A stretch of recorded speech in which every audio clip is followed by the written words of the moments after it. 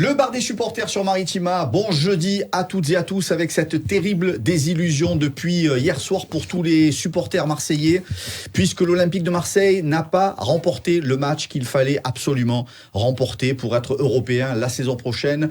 Pire, ils se sont inclinés 1-0 sur la pelouse du stade de Reims. Bonsoir Jacques Bail. Bonsoir les amis.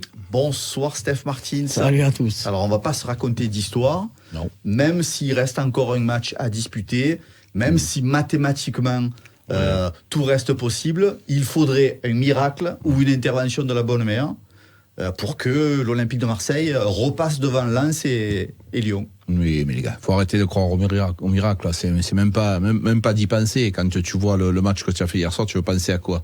Tu veux juste penser que ça s'arrête, qu'ils s'en aillent tous.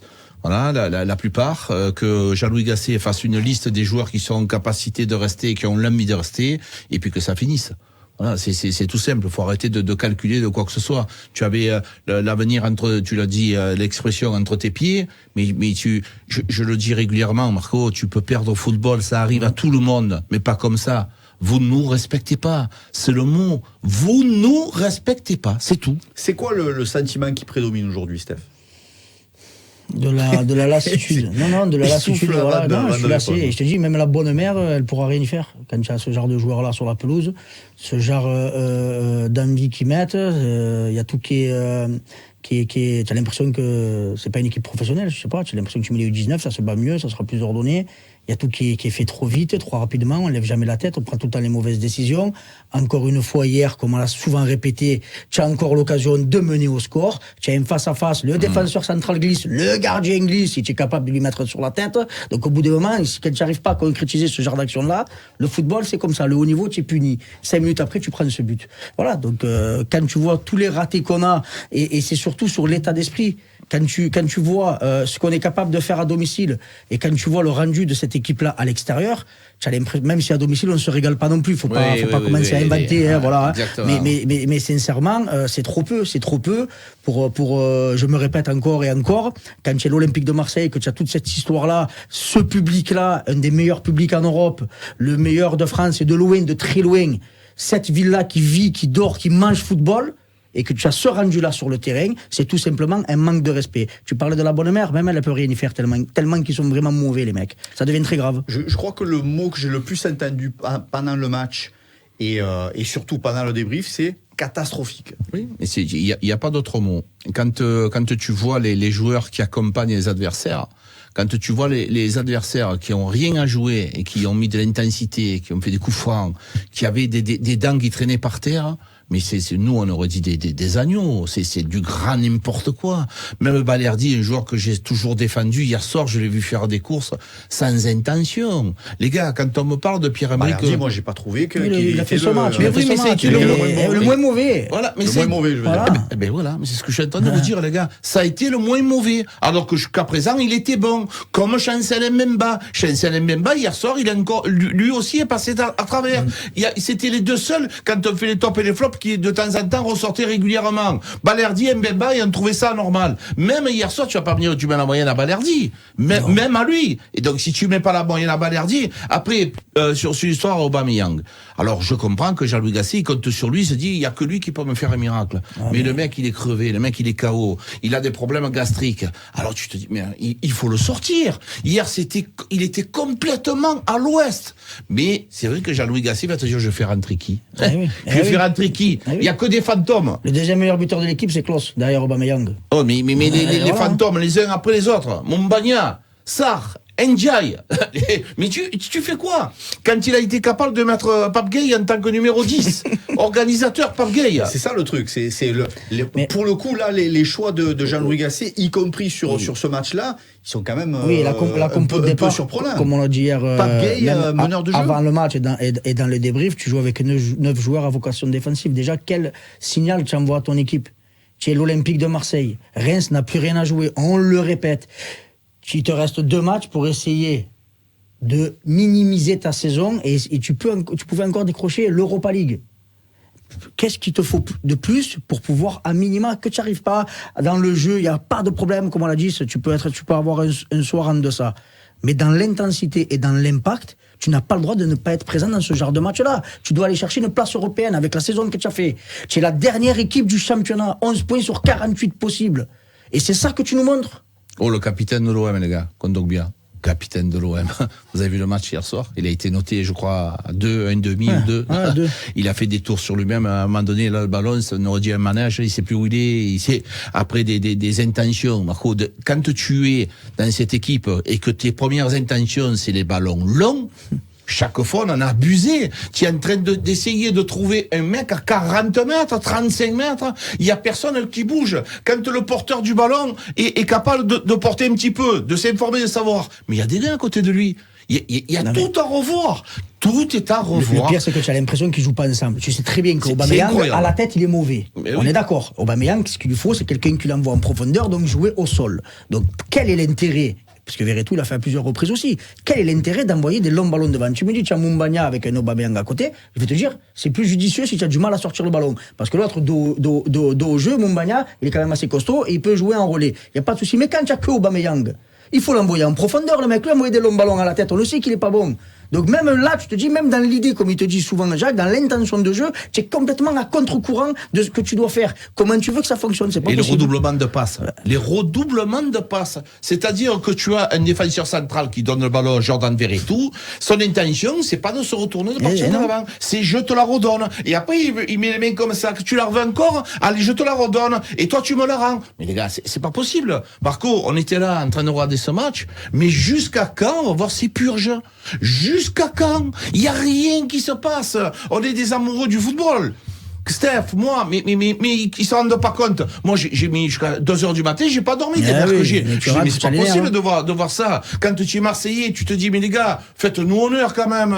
Essayez de mourir avec les armes, pas comme ça. Kondogbia qui a été interrogé à la mi-temps par nos confrères de Prime et à qui on disait, est-ce qu'il a pas manqué du caractère à cette équipe marseillaise? La réponse de Kondogbia, ça a été non, je crois pas. Ouais, combien de fois t'en as fait? Combien de cartons t'as pris? Allez, je te dis pas qu'il faut, comme on dit dans le ballon, il faut mettre de la bonne agressivité. Ça veut dire que le mec, il a même pas le temps d'avoir le contrôle, tu dois avoir un Marseillais au cul. On était à combien de mètres? À 2-3 mètres, ils avaient tout le temps de contrôler, et c'est pas que d'aujourd'hui, hein. Contrôler, se retourner, envoyer. Tu veux, en professionnel, même si tu joues contre le dernier de Ligue 1, ils savent faire un contrôle, une passe. Si tu lui laisses 2-3 mètres, mais tu es à la rue. On l'a vu au milieu, on a pris des vagues. Sur les couloirs, on a pris des vagues. Ils se sont régalés, les Rémois. Et c'est une piètre équipe. Faut arrêter les conneries au bout d'un moment. Quand on voit ce qu'on a su faire sur les couloirs, c'est tout simplement catastrophique. Il y a eu quelques bons centres, On doit se contenter de ça. On doit nous se contenter de ça. Deuxième budget de Ligue 1, avec l'histoire qu'a ce club-là. On doit se contenter de quelques bons centres et un coup franc tous les 10 ans. Non, mais il faut arrêter les conneries. Donc au bout d'un moment, il va falloir maintenant, il va falloir tirer un bilan. Un bilan, là, parce que, comme tu l'as dit, sauf un miracle, mais je vois pas les deux perdre à domicile. Et toi, faut que tu ailles gagner au Havre, qui joue sa survie. Hein. Tu n'as pas su gagner à Reims, qui était en pantoufle. Et tu veux aller gagner au Havre, qui va t'attendre. C'est pas avec les dents, c'est avec des fusils qui vont t'attendre. Il va falloir faire un bilan. Que Longoria fasse sa petite popote comme il fait d'habitude, il n'y a pas de... Mais il faut l'actionnaire aussi. Hein. Au bout des moments, il faut arrêter les supputations. Peut-être que, je pense que, s'il n'y a pas d'Europe, qu'est-ce qu'on met? L'enveloppe au mercato. Parce que c'est ça qui va te dire réellement les ambitions du club TikTok, pour l'année prochaine.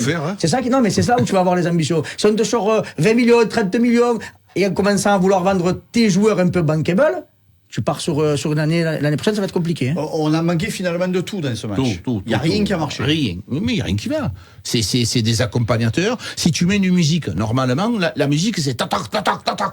Mais là, tu fais quoi? C'est plan. C'est une valse, là, frérot. Mais c'est une valse. Mais c'est exactement ça. C'est-à-dire, il n'y a aucune tonalité. Regarde-le, le match, analyse-le. À quel moment tu as été dangereux? À quel moment tu es efficace? À quel moment tu as des passes, 2-3 passes offensives? Arrêtons de tourner le dos au jeu. C'est pas possible, c'est inadmissible. Après cette composition d'équipe, il y a peut-être des blessés, Harit et Unai, ok, mais quand même, ceux qui sont sur le terrain, on parle de l'entrée d'Iliman Ndiaye, qui a touché le ballon 8 minutes après son entrée, et quand il touche le ballon, il s'empale sur 3 défenseurs de Reims. Mais tu as mis de dire, mais dis-moi, mais jusqu'à quand tu vas pas lever la tête, toi? Mais tu as compris qu'à un moment donné, il faut s'informer de savoir où sont tes compagnons, c'est pas possible. Mais je suis abasourdi de cette équipe. Il y a rien. Classe sur le couloir droit international.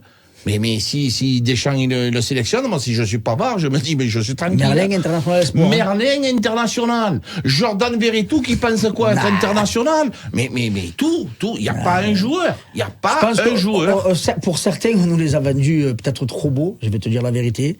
Mais pour moi, quand on parle de statut international, quand on parle de transfert, de salaire, pardon, quand on voit ce qu'on peut se permettre de donner à certains joueurs, après qu'on me dit ouais mais faut pas parler d'argent. Non, on parle d'argent à un moment donné. Quand tu es capable de prendre ce salaire-là, tu dois avoir un rendu sur le terrain.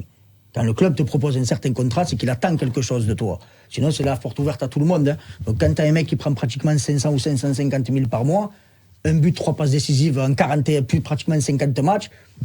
Si c'est juste courir, je prends un mec qui fait le 300 mètres et je le mets sur le terrain. Alors, si tu m'apportes que ça, faire un pressing, il y a encore au milieu, on a pris des vagues cette année. Des vagues et des vagues et des vagues. Après, oui, il y a de l'engagement, il n'y a pas de souci, ça, je ne l'enlève pas. Il n'y a aucun souci. C'est un joueur qui allait être bon vivant dans un groupe, je parle de Veretout, hein, bon vivant dans un groupe qui te fait pas de problématique. Il n'y a pas de problème. Moi, ce que je veux, c'est des résultats. Non, mais sur le papier, si on se met à la place de Pablo Longoria, et qui regarde aussi le pédigré de ces deux joueurs. Ouais. Ben, tu te dis bon, je peux avoir quand même un milieu de terrain expérimenté qui tient la route, qui a vécu des choses importantes dans des gros clubs. C'est important aussi de l'avoir. Mais les gars, moi demain tu me fais travailler au micro. Si demain j'ai bégay, à un moment donné tu vas sortir, tu vas dire dis-moi Jaco, on va se voir là, parce que tu n'arrives pas par le micro, tu mets plus un mot derrière l'autre, il va falloir que tu te ressaisisses, va te prendre un sirop, va voir quelqu'un, un neurologue, un orthophoniste, mais fais quelque chose. Là, si tu leur dis rien, mais il faut les prendre dans le bureau. Il faut que ce soit solennel. Il faut pas le dire dans les vestiaires. Tu le convoques au bureau, tu dis bon, on va regarder là. On a fait un petit extrait là. Tu crois quoi que je vais te payer 500 000 € pour faire ça, moi? Je suis le pitre de service. J'ai recruté Aminarit, Unai, Correa pour voir ce genre de match. Kondogbia, Sarr, et je te rajoute Samuel Gigot, le capitaine normalement emblématique de l'OM. C'est pas possible. Je prends Klaus, le caprice, Gay, les caprices. Quand t'es Merlin qui est métamorphosé, transparent, ça fait beaucoup. Oui, ça fait beaucoup. Ça fait beaucoup. Donc voilà, donc au bout d'un moment, comme j'ai dit, il va falloir un bilan vite, très très vite. Moi j'attends, parce que là je vois que le club commence à parler des campagnes d'abonnement, patati patata. On n'est pas bête, hein. On va voir qu'est-ce qu'il va y avoir sur la pelouse aussi. Parce qu'être au stade, moi, personnellement, j'y serai tout le temps. J'y suis depuis des dizaines et des dizaines d'années. Quand ça allait mal, j'y étais aussi, parce que c'est ça aussi. Peut-être que le club se dit ça aussi. Hein. Oui, mais c'est trop facile aussi, parce qu'ils savent, parce que les supporters il y a énormément d'amoureux de ce club-là. Mais ce qui se rendent pas compte, c'est comme moi je l'ai toujours dit. Quand tu vois l'OM, ça peut te mener très très très très haut et des fois te faire dépasser les montagnes. Mais quand ça va pas aussi, parce que c'est un public qui est connaisseur, qui connaît le ballon et qui est très exigeant. Quand ça va pas aussi, attention, ça peut te faire descendre très bas. Steph, pourquoi? Parce que ce sont les garants de l'institution. Et heureusement qu'il y a les supporters. Je te le dis. Parce que oui, on est toujours derrière. On gueule, on marronne, on est dépité parce qu'on a ce club moi, j'ai ce club dans le sang. Après, je te le dis, 3-4 jours après, je suis là dans ma tête à commencer à chanter des chants, je suis bouillant, je me languis d'aller au stade. Pourquoi? Parce qu'il y a un ensemble au stade, une atmosphère. Tu vas voir des frères de stade. Tu vas les voir avant le match. Tu vas parler, même le match, des fois, tu le vois même pas. T'es moins d'action, tu discutes pendant 3 heures avec les mecs à côté de toi. Tu as envie de vivre une fête. Mais tu as envie de vivre des émotions. Le ballon, ça doit te faire. Ça doit te transmettre des émotions. Tu dois en vivre. Ce qu'on a vu contre Benfica, ma fille a pleuré dans le stade. Elle pleurait, la petite, quand on s'est qualifié. C'est ça sert à ça, l'OM. Tu vois ce que je veux dire? Moi, je suis avec mon petit neveu, là, 7 ans, il est fou. Ma soeur, elle le punit, s'il n'a pas de bonnes notes, il va pas au stade, il pleure pendant des semaines. C'est ça l'OM, c'est ça notre travail à nous. Mais on doit voir autre chose, on doit être exigeant avec ce club-là. Et surtout avec ces joueurs-là. Quand ils viennent ici, c'est quoi? C'est le Club Med, la ville la plus ensoleillée de France, prendre des salaires de 500 000 €. Je reparle de Veretout. Et ceux qui sont pas contents, c'est pareil, j'en reparle. Quand ils ont comparé par rapport par rapport à en Italie, avec le salaire qu'il a chez nous, il serait dans le top 3 des salaires en Italie. Avec les joueurs qu'il y a dans le calcio. On est fou ici. Imagine-toi que le match de dimanche du Havre, il soit au stade Vélodrome.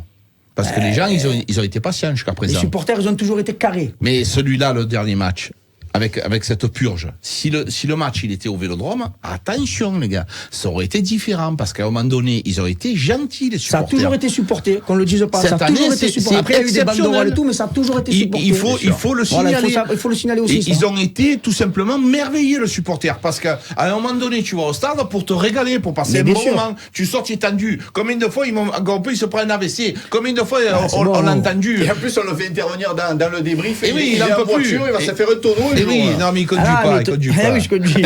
Non, mais il te rend de fou. Non, mais c'est pas ça, comme il te dit, tu rentres à la maison. Oh, tu rentres à la maison, après le débrief, tu mets la radio, bam, tu te fais encore défoncer. Tu rentres, tu mets le match, tu regardes les trucs. Je dis, c'est pas possible. Parce que hier, encore une fois, Sarr, il a l'occasion de te piller le match. Et encore une fois, des mauvais choix. Et après, après quand on a eu la coupure, malheureusement, on a revu le ralenti de Henrique, pareil, qui manquait face à face. Et tu peux pas. Le football de haut niveau, il y a pas de secret. C'est le temps, c'est déjà le temps des regrets où il y a encore un match et sur un malentendu, ça peut le faire. Non, on a trop attendu. On a trop attendu parce que on parle des victoires au Stade de Vélodrome. Oui, mais les victoires, elles sont quoi? C'est pas des victoires hormis il y a 2 ou 3 matchs, contre tout. Lyon où Villarreal. tu vas passer, Villarreal. Mais pour le reste, les gars, ça a été 90% du temps, ça a été des purges. On oublie le nombre de matchs nuls qu'on a eu contre Strasbourg, contre Nice, on en a eu. Les matchs en supériorité numérique que tu gagnes pas. Combien de fois? Donc, on a été patient et chaque fois, tu te disais avec cette Coupe d'Europe, moi le premier, et si, il y a plus de si, maintenant c'est fini. La scie elle est morte, et donc tu es obligé d'être devant le bilan et de te dire que même si tu gagnes au Havre, contre le Havre, tu as quand même le Lyon et Lens qui sont derrière à la gâchon. 3 points devant toi. Voilà, donc les gars, c'est pas possible. On a reproché à Pablo Longoria chaque saison de faire un grand chambardement, alors que on aurait préféré un peu plus de stabilité avec notamment certains joueurs qui avaient un peu plus l'ADN marseillais. Est-ce que là, pour autant, il faut éviter le grand chambardement ou au contraire se dire voilà vite pourquoi que ça se termine, je vais te dire, il faut faire du vide. Je vais être dur. J'espère que tu n'as aucune Coupe d'Europe. Pourquoi ? Pour faire partir les supercheries qu'on a dans cette équipe-là. Parce que c'est trop facile. C'est trop facile. Parce que là, tu vas être en Coupe d'Europe, on va dire, oh, c'est bon, on est européen, on va mimiser, dans la com, ça va être beau, l'OM en Europe, oui, après, les abonnements intégraux, les patati patata. La capacité d'entrée de l'OM sans la Coupe d'Europe. Peut-être. Mais je te garantis que même sans la Coupe d'Europe, certes, tu as moins peut-être d'attrayance, il n'y a pas de souci, mais je te garantis quand même que c'est un club à renommée internationale, avec une ferveur que tu as nulle part en Europe. Donc beaucoup de joueurs te disent même, quand tu réussis à Marseille, tu peux réussir partout. Et c'est un énorme tremplin, notamment pour les Français. Donc quand ils viennent, souvent, quand ils performent, ils finissent internationaux. Donc il n'y a pas de problème là-dessus. Tu sauras toujours, tu as une visibilité que aucun club en France n'a, à part la tienne. Donc maintenant, au bout d'un moment, il va falloir, comme tu l'as si bien dit, moi, ce que j'aimerais avoir le bilan du président et notamment aussi de l'actionnaire. L'actionnaire, il faut qu'il vienne. C'est lui qui met les sous au portefeuille. Je veux savoir quelle intention il a au mercato. Parce que comme je te le dis... TikTok, il a dit. 100 milliards, bon, c'est pas son argent, c'est un consortium. D'accord, il n'y a pas de souci. Mais ça veut dire quoi ? Ça veut dire que nous, tu nous mets de côté. Donc si tu nous mets de côté, va-t'en.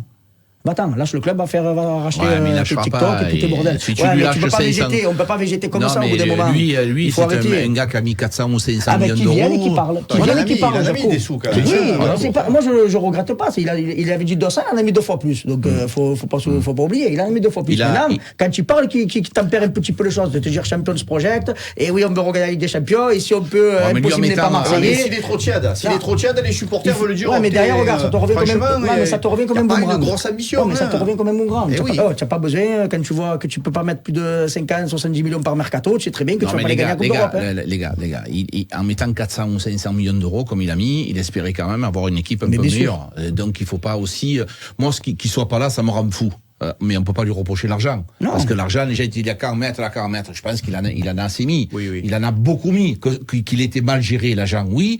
Parce que il y a eu des salaires qui ont été disproportionnés à des joueurs qui ne le méritaient pas, notamment des Kondogbia, des Strootman. Là, il y a eu des erreurs. Lui, par contre, il a mis des mauvais directeurs, des mauvais patrons, des mauvais présidents délégués. Jusque-là, on peut, oui, il est fautif là, mais on peut pas, au niveau de l'investissement, il a mis de l'argent. Jean Onana, Ulysse Garcia, Iliman Ndiaye, Ismail Assar, Quentin Merlin, Joachim Correa, Paolo Lopez, Ruben Blanco, Aziz Ounahi et tous les autres, est-ce que vous vous projetez encore la saison prochaine avec sincèrement, sur la liste que tu as fait, je mens pas, j'en garde aucun. Sur la liste que tu as fait, j'en garde aucun. Exactement. J'en garde aucun.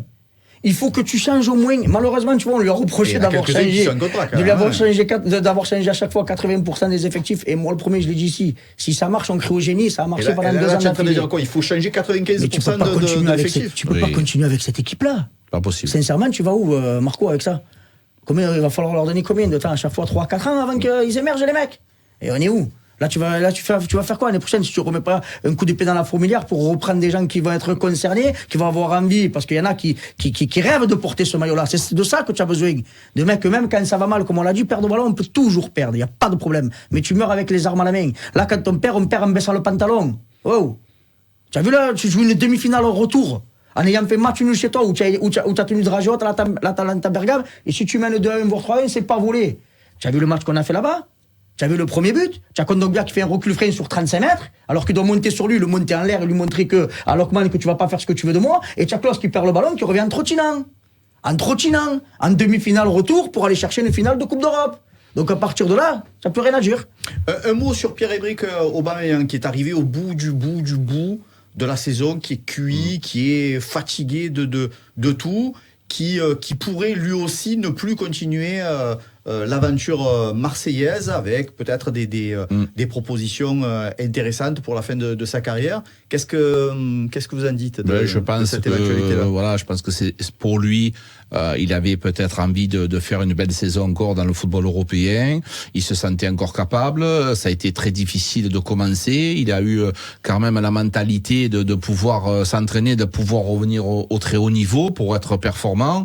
Est-ce qu'il va en être capable une année supplémentaire? Je sais pas. Est-ce que ces larmes, c'était pas le constat de se dire, on risque de pas avoir de Coupe d'Europe la saison prochaine, ça se termine pour moi. Lui aussi parle de lui personnellement. S'il va en Arabie Saoudite, c'est net d'impôts, le salaire. S'il a un an ou deux de contrat là-bas, il finit. Même si je pense qu'il a pas un manque d'argent, mais ça peut le mettre à l'abri pendant de nombreuses années. N'oublions pas les gars qu'en France, il y a un taux d'imposition de 65% qui est sur les gros salaires. Donc là, s'il a une proposition de 2 ans en Arabie Saoudite, je pense que c'est le moment. Il a pas 27 ans, il a pas 28 ans, il a 37, je crois. 35. Donc 37, 38 ans, tu finis sur le chapeau de roue. Allez, rendez-vous ce dimanche, en tout cas, pour le dernier match de la saison au Havre, match à vivre, bien sûr, en direct sur Maritima, match de souffrance ou pas. On verra ça. En tout cas, on vous en parle encore demain dans le BDS. Merci les frérots. Merci Steph. Merci les amis. Merci mon Jaco. Et on espère se régaler avec Martigues samedi soir. Et à demain pour la der du BDS cette semaine.